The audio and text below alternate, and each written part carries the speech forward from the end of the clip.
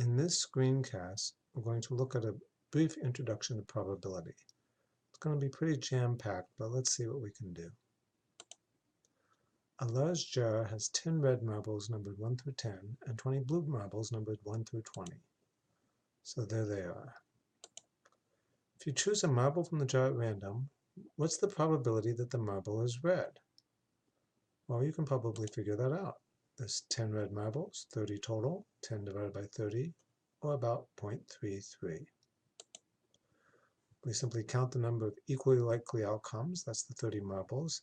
We count how many of them are in the event, which is being red, that we're interested in. And the notation we use to write this in mathematics is sometimes written this way. P of r, we pronounce that, P of r equals 1/3. And the letter R stands for the event the marble is red. It's just a way of writing and talking about probability. What's the probability that the number on the marble is 1?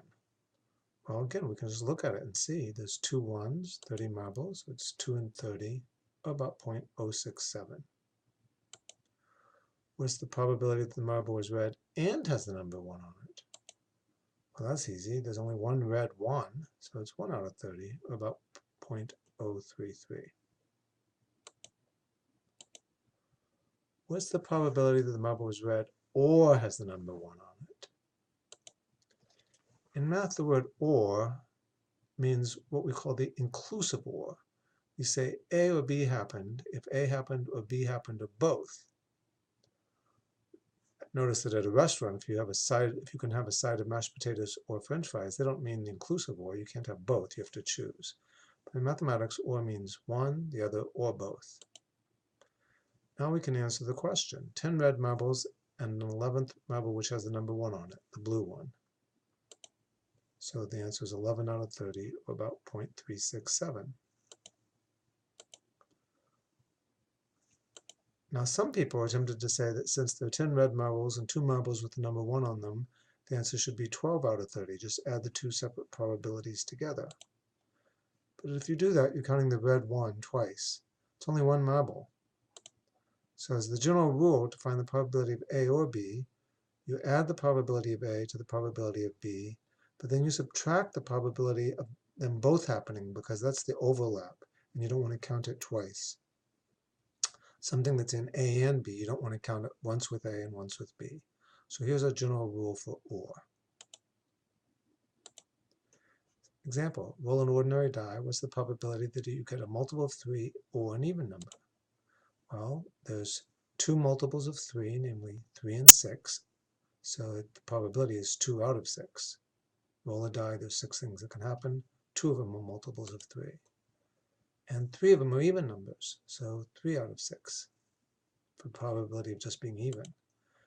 But the probability of 3 and even is 1 out of 6.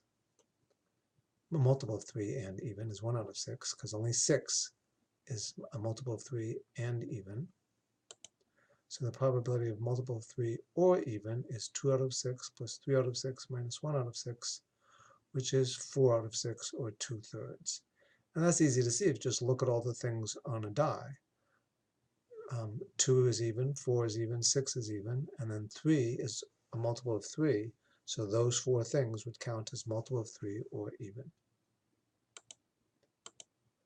Back to our jar. What's the probability that the number in the jar is 3 or less? Well, that's easy. 6 out of 30. There's a red 1, 2, 3 and a blue 1, 2, 3. About 20%. What's the probability that the number is red or is 3 or less if we know the marble is red? If we already know that the marble is red, what's the probability that it's 3 or less? Well, now it's just 3 out of 10 because we're only looking at the red marbles. This is the concept of conditional probability. We write P of A given B, that's how we pronounce that bar in the middle, for the probability that A happened if we know that B already happened. So we know that B happened, and if that happened, what's the probability that A happened? Back to our slide. What's the probability that the number is greater than 10 given that the marble is red?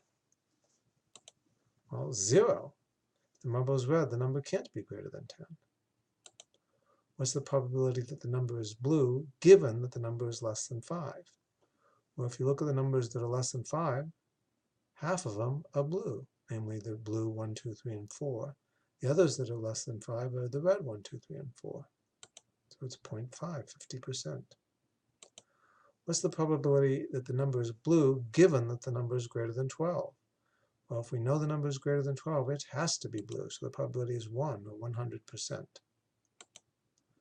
So the general relationship is that P of A and B is the P of A times the probability of B given A. That one's kind of complicated, but it's useful. Probability that two things both happened is the probability that the first one happened times the probability that the second one happened given that the first one happened. So pick two marbles out of our jar. What's the probability that they're both red? The probability that the first is red and the second one is red is the probability that the first one is red times the probability that the second one is red given that the first one is. So 10 out of 30, that's the probability that the first one is red. And then once we know that the first one is red, since we didn't put the marble back, the probability that the second one is red is now 9. There's 9 red marbles left out of 29 total. So it's 10 out of 30 times 9 out of 29, which is about, and I wrote this wrong, it should be 0.103. Let's just change, I can't change that. Let's change that real quick.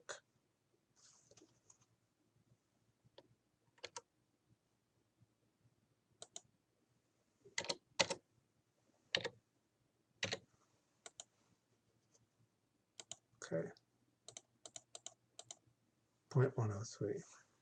So the probability that the first one is red and the second one is red is 0.103. And our final rule is that the probability that something doesn't happen is 1 minus the probability that it does. That's not surprising, by the way.